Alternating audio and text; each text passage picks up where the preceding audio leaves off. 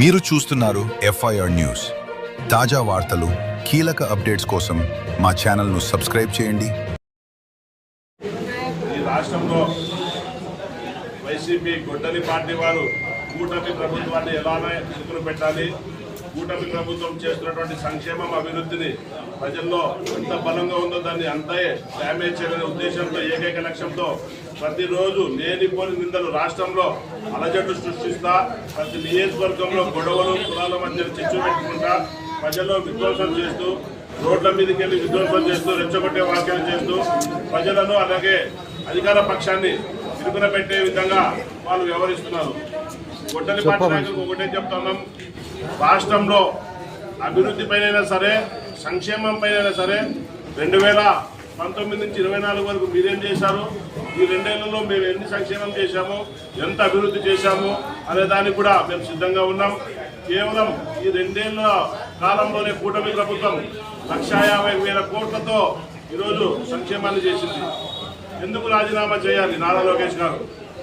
అయ్యా వైసీపీ నాయకులారా, నారా లోకేష్ గారు ఎంతమంది బిడ్డలుంటే అంతమంది బిడ్డలకు తల్లి వందనం ఇస్తున్నందుకు రాజీనామా చేయాలా?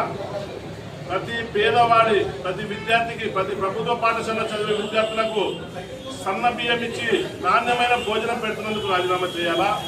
అలాగే ప్రభుత్వ పాఠశాలలో చదువుతున్న విద్యార్థులకు ఉచితంగా ఇచ్చే బ్యాగులు అయితేనేమి, అలాగే షూ అయితేనేమి, అలాగే విద్యా పాఠాంశాలకు సంబంధించిన బుక్కులు అయితేనేమి, వాటి మీద ఎటువంటి తెలుగుదేశం పార్టీ కానీ కూటమి ప్రభుత్వం కానీ ఫోటోలు లేకుండా, కలర్లు లేకుండా ముద్రించి ప్రభుత్వం ముద్రికతో ఇచ్చేందుకు రాజీనామా చేయాలా? లేదా ప్రతి సంవత్సరం మెగా పేరెంట్ టీచర్స్ డే అని చెప్పి పెట్టి ప్రభుత్వ పాఠశాలలను ప్రైవేట్ పాఠశాలలుగా తీర్చిదిద్దేందుకు నారా లోకేష్ గారు రాజీనామా చేయాలా? మీరు మాట్లాడే ప్రతి ఒక్కరికి సిగ్గుండాలి నారా లోకేష్ గారి రాజీనామా కోరే వైకాపా గొడ్డలి పార్టీ నాయకులకు.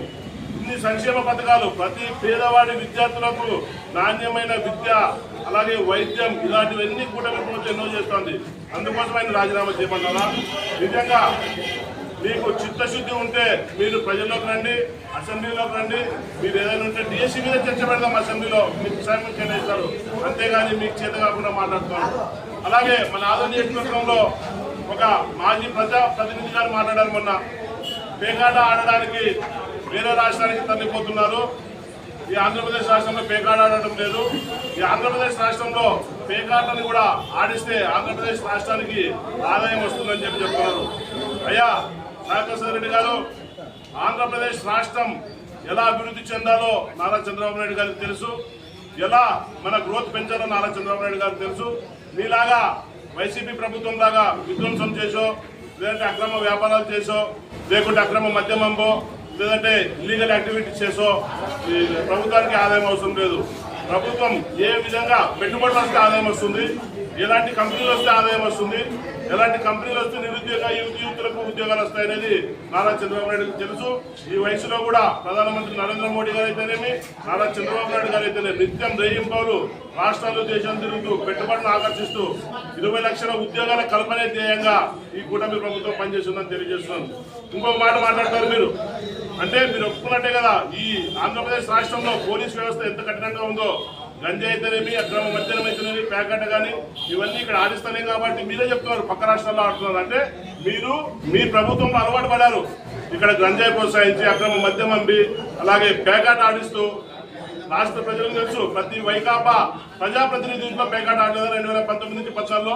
మీరు మర్చిపోయారా? అంటే మీరు ఇప్పుడు కూడా ఇంకా అధికారంలో ఉన్నాం, మేము ఇలాగే పేకాట ఆడించుకోవాలని చెప్పి మీరు ఇంకా మాట్లాడుతున్నారా? కాబట్టి ఇదే తేడా. మీ నోటెంబడే చెప్పారు మీరు పేకాట ఇక్కడ ఆడిస్తే బాగుంటుంది అని. అంటే మా ప్రభుత్వం ఎంత చుట్టూ చూడండి మీరే.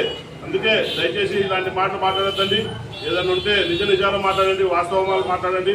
రాష్ట్ర ప్రజలకు తెలుసు 2019 నుంచి 2024 వరకు ఎలాంటి విధ్వంసం జరిగిందనేది రాష్ట్ర ప్రజలకు తెలుసు, అలాగే మన ఆదరణ నియోజకవర్గ ప్రజలకు కూడా తెలుసు.